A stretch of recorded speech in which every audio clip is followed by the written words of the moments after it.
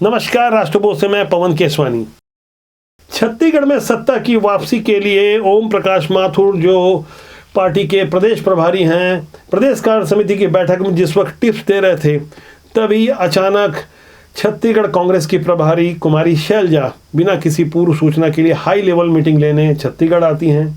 6 दिन पहले ही वो छत्तीसगढ़ से लौटी थी और उसके बाद जिस तरीके से हाई लेवल की मीटिंग हुई, जो अंदर खाने की बातें निकल कर आई है, वो काफी हैरान करने वाली है। भाजपा एक तरफ जहां शराब घोटाले के मुद्दे को और धार देने में लगी है, जिस तरह से प्रदेश कार्य समिति की बैठक में निंदा प्रस्ताव पास किया गया और छत्तीसगढ़ बचाओ का एक संकल्प प्रस्ताव भी पास किया गया, इससे पता चलता है कि छत्तीसगढ़ में आने वाले दिनों में सत्ता संग्राम किस तरह से तेज होने वाला है। जबकि कुमारी शैलजा की बैठक से बाहर आने के बाद टी.एस. सिंहदेव बाबा ने बताया कि चुनावी तैयारियों को लेकर यह बैठक हुई है। बैठक अचानक नहीं हुई और जिनको बुलाया गया था वो उन्हीं को खबर गई और वही लोग आए, इसीलिए कोई ऑफिशियल प्रोग्राम नहीं बना। साहब मैंने गिनाया 7-8 लोग थे, 7-8 लोगों को फोन किया था कि आना है और आगे चुनाव के समय संदर्भ में क्या हम लोगों को स्ट्रेटेजी बनानी है, क्या तैयारियां करनी है, उस संदर्भ में ये बैठक। लेकिन यहाँ टाइमिंग पर गौर करें।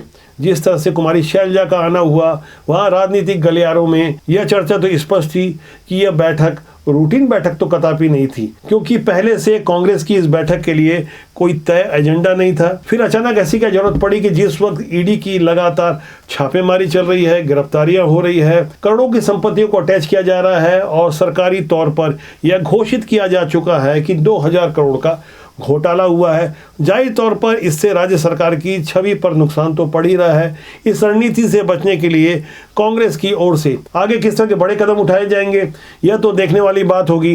लेकिन शराब घोटाले के लिए भारतीय जनता पार्टी के प्रदेश प्रभारी ओम प्रकाश माथुर ने बाकायदा एक पोस्टर का विमोचन किया। इस लॉन्चिंग के दौरान यह स्पष्ट कर दिया गया है कि शराब घोटाले के मुद्दे को न केवल छत्तीसगढ़ बल्कि देश भर में कांग्रेस के विरुद्ध एक बड़े आरोप के साथ प्रस्तुत किया जाएगा।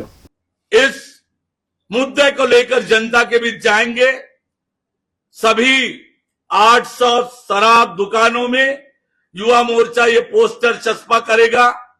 भाजपा के इस हमलावर अंदाज का जवाब कांग्रेस की ओर से हमले का जवाब हमले से देने की रणनीति अपनाई गई और पूर्ववर्ती डॉक्टर रमन सिंह सरकार द्वारा शराब घोटाला किए जाने का एक आरोप लगाया गया। लेकिन यह आरोप ऐसे समय में लगाया गया है जब कांग्रेस के ऊपर ईडी की ओर से आरोप लगाया गया, इसलिए आरोप का जवाब आरोप की रणनीति से अलग अब आगे कांग्रेस कुछ बड़ा करने जा रही है। दूसरी तरफ ईडी ने अपनी कार्रवाई में और ज्यादा कसावट लाते हुए नए सम्मन जारी किए हैं।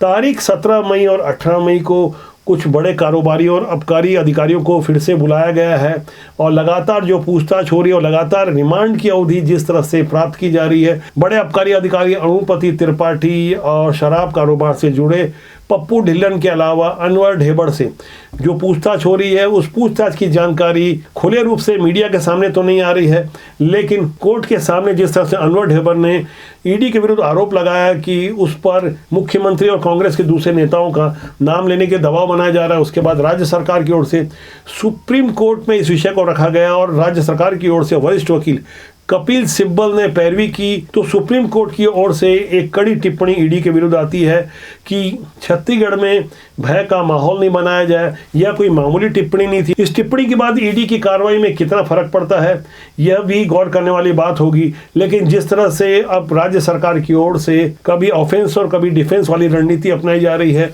वहां से भारतीय जनता पार्टी ने अपने कार्यकर्ताओं को रिचार्ज कर शराब घोटाले के मुद्दे पर एक बड़े आंदोलन की रूपरेखा तय कर ली है।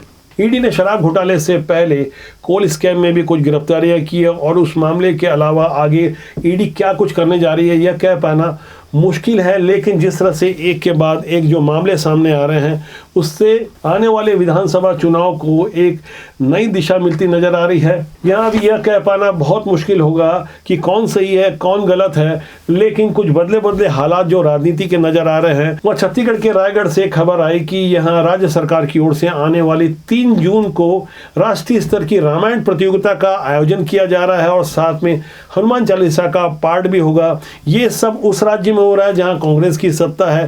कांग्रेस की ओर से भगवान श्री राम के जो फुल पेज विज्ञापन दिए गए, लगातार इस दिशा में राज्य सरकार की ओर से जो अपना पक्ष प्रस्तुत किया गया और जिस तरह से नया स्वरूप दिखाया गया, इससे यह बात स्पष्ट होती है कि राजनीति में कुछ भी अंतिम सत्य नहीं होता। मुद्दे और प्राथमिकताएं मौके और समय के हिसाब से बदली जा सकती है। इसी साल के अंत में नवंबर दिसंबर में जिन 4 राज्यों में चुनाव होने हैं, राजस्थान, मध्य प्रदेश, तेलंगाना के अलावा छत्तीसगढ़, वहाँ छत्तीसगढ़ एक ऐसा राज्य है जहाँ अपेक्षाकृत अल्पसंख्यकों की आबादी बेहद कम है। जाहिर तौर पर मौके और परिस्थिति के हिसाब से मुद्दे भी तय होते हैं और ऐसे बदले हुए हालात में एक नई तस्वीर भी छत्तीसगढ़ की राजनीति की प्रस्तुत हो रही है। मौसम की तरह बदलते राजनीतिक मुद्दों के बारे में आपकी क्या राय है, कमेंट सेक्शन में जाकर जरूर लिखिएगा। राष्ट्रबोध राजनीति की सुचिता के लिए लगातार प्रयासरत है।